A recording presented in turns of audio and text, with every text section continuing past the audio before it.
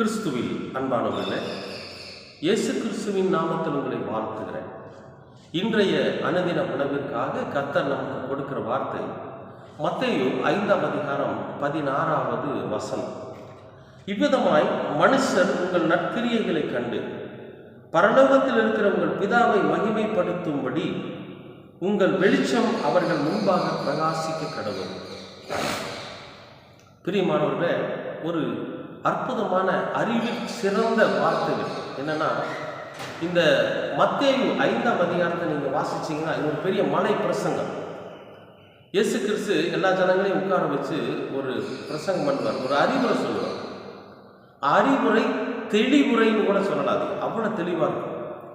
இது எதுக்குன்னா, இந்த உலகத்தில் நாம் வாழும்போது எப்படிப்பட்ட வாழ்க்கை வாழணும், இந்த வாழ்க்கை ரொம்ப எளிமையானது, இந்த எளிமையான வாழ்க்கையை நீங்கள் வாழ்கிற போது பரலோகத்திற்கு உண்டான ஒரு பாக்கியத்தை நீங்கள் பெற முடியும் அப்படிங்கிற ஒரு எளிமையை நமக்கு கற்றுக் கொடுத்துருப்பார் அந்த மலை பிரசங்கத்தில். இதை நம்ம மேலோட்டமாக படிச்சோன்னு வைங்களேன், அது ஏதோ வசனத்தை வாசிக்கிற மாதிரி அப்படி வாசிச்சுட்டு போயிடலாம்.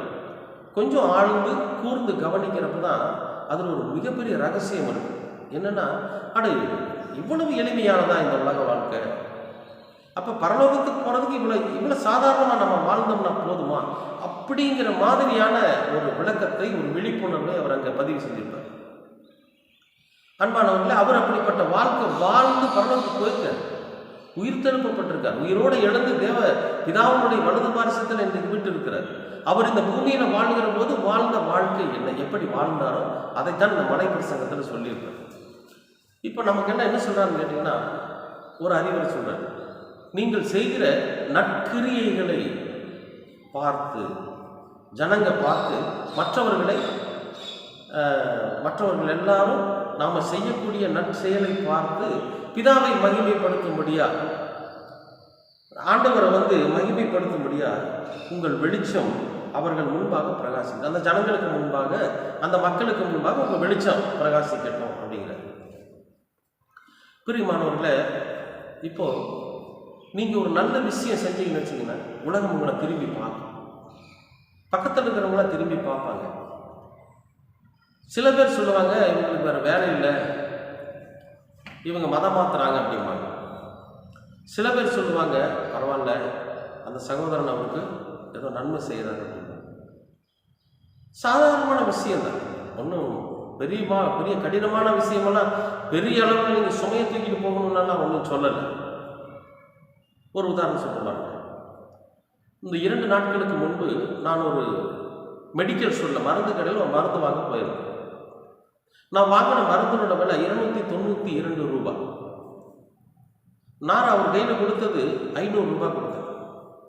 அவர் கேட்டார், 2 ரூபாய் இருக்குங்களா? நான் இருக்குங்கன்னு சொல்லி 200 ரூபாய் கொடுத்தேன். அப்போ அவர் எனக்கு எவ்வளோ தரணும்? 210 ரூபா எனக்கு அவர் தரணும்.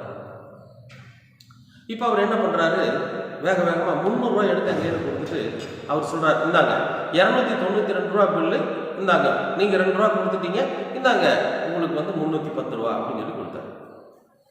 அப்போ நான் அதை வாங்கி பாக்கெட்டில் போடல, சொன்னேன், ஐயா 500 ரூபா நான் உங்களுக்கு கொடுத்தேன், 292 ரூபா போக நான் 2 ரூபா உங்களுக்கு கொடுத்துட்டேன், அப்போ 290 போக நீங்கள் எனக்கு 210 தான் தரணும், 310 ரூபா என்கிட்ட கொடுத்துருக்குறீங்க அப்படின்னு. அவர் சிரிச்சுக்கிட்டு சாரிங்க அப்படின்னு சொல்லிட்டு என்கிட்ட நான் திருப்பி கொடுக்குறேன். அந்த மெடிக்கல் ஸ்டோர் இருக்கிற அத்தனை பேர் என்னை பார்க்குறாங்க, என்னை பாராட்டினாங்க அந்த இடத்துல அப்படின்னு நான் சொன்னேன். அவங்க எல்லோருமே என்னை பார்த்தாங்க, ஏன்னா இது ஒரு நல்ல செயல். இப்போ இவங்க எல்லாருக்கும் முன்னால் அவங்க கண்டிப்பாக பரவாயில்ல, இந்த ஆள் அடுத்தவங்க காசுக்கு ஆசைப்படலை, முறையாக காசை திருப்பி கொடுத்துட்டாரு அப்படிங்கிற மாதிரி நினச்சிருப்பாங்க. இதுக்கு யார் காரணம் அப்படின்னா, என்னுடைய பிதாவாகிய தேவன் காரணம். நீங்கள் என்ன நினைச்சாலும் சரி, அந்த இடத்துல நான் ஒரு மகிமைப்படுவேன். ஏன்னா நம்ம அடிக்கடி அந்த கடையில் போய் வாங்குறோம். இன்னொரு விஷயம் என்னன்னு கேட்டீங்க, இந்த மாதிரி ஒரு சின்ன விஷயங்களில் நாம் நேர்மையாக நடக்கிறோம் இல்லையா, ஒரு நற்செயல்களை செய்கிற போது அங்கே இருக்கிறவங்க நம்ம திரும்பி பார்க்குறாங்க, அல்லது அங்கே இருக்கிறவங்க நம்மளை பாராட்டுறாங்க அப்படின்னா அந்த பாராட்டு நமக்கல்ல. இந்த வசனத்தை சொன்னார் பார்த்தீங்களா, நம்முடைய ஆண்டவராகிய இயேசு கிறிஸ்து அவருக்கு. பிறர் பொருள் மீது இச்சை வைக்காத, அதை நீ இச்சிக்காத, அது அவங்களுடையது, அவங்களுக்கு கொடுத்துரு. நாளைக்கு அவன் துன்பப்படுவான். ஒருவேளை நாளைக்கு அவன் கணக்கு கொடுக்குறப்ப அவனுடைய கணக்கு கொடுக்கும்போது 100 ரூபா கம்மியாக இருந்துச்சுனாக்கா அவன் வேதனைப்படுவான். யாரோ 100 ரூபாய் வாங்கிட்டு போயிட்டாங்களே அப்படின்னு. அந்த முதலாளி அவரை திட்டுவார். இதுக்கெல்லாம் காரணமாக நம்ம இருந்தோம்னா அதை நம்ம பார்க்க போகிறதில்ல, நம்ம வாங்கிட்டு போயிடுவோம். நாம் இங்கேயே இருக்க போகிறோம், அந்த 100 ரூபாய் செலவு பண்ணிடுவோம், ஏதோ பண்ணிடுறோம். ஆனால் அந்த மனிதனுடைய வேதனை இருக்கு பார்த்தீங்களா, அது நம்மை பாதிக்கும். இப்படிப்பட்ட நல்ல விஷயங்கள், அதாவது சின்ன சின்ன செயல்களில், சின்ன சின்ன காரியங்களில் நம்ம நற்கிரியை செய்கிற போது பிதா மகிமைப்படுவார். அப்படி மகிமைப்படும்படியாக எல்லாரும் முன்னாலே நீங்கள் நற்கிரிகளை செய்யுங்க. தப்பான ஒன்றை நீங்கள் செஞ்சிடாதீங்க.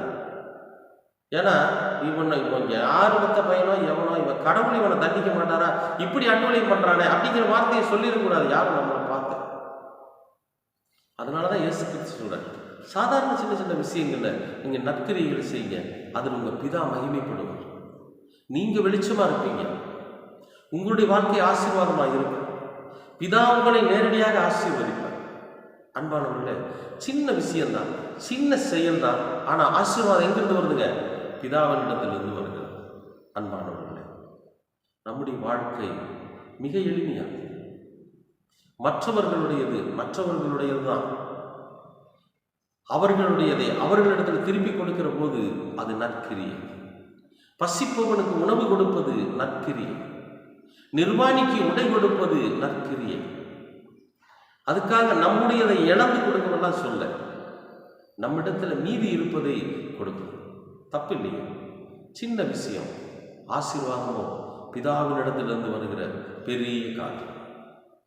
விசுவாசிக்கிறீங்களா? செய்யுங்க, அனுபவிச்சு பாருங்க. நம்முடைய ஆண்டவராகிய இயேசு கிறிஸ்துவின் வார்த்தைகளை ருசித்து பாருங்க. பிதாவினிடத்திலிருந்து வருகிற அந்த மிக பரிசுத்தமான ஆசீர்வாதத்தை நீங்கள் ருசித்து பாருங்கள். நிச்சயமாகவே வித்தியாசத்தை காண்பீர்கள். கர்த்தர் உங்களை ஆசீர்வதிப்பார். அன்பின் பரலோக தெய்வமே, உமக்கு ஸ்தோத்திரம். இந்த நாளை ஆசீர்வதித்து கொடுத்ததற்காகவும் நன்றி. இந்த அனுதின உணவின் வாயிலாக நாங்கள் நற்கிரியைகளை செய்வதனாலே பிதா மகிமைப்படுவார் என்கிற அந்த உண்மையின் தத்துவத்தை இயேசு கிறிஸ்து மூலமாக நாங்கள் கற்றுக்கொண்டோம். பிதா மகிமைப்படுகிற போது அவர் எங்களை இயேசு கிறிஸ்துவை ஆசீர்வதித்தது போல எங்களையும் ஆசீர்வதிப்பார் என்கிற நம்பிக்கையோடு கூட நாங்கள் வாழ்கிறோம். நாங்களும் வெளிச்சமாய் இருக்கிறோம். கர்த்தர் தாமே எங்களுக்கு அந்த ஆசீர்வாதத்தை பெற்றுத்தார்.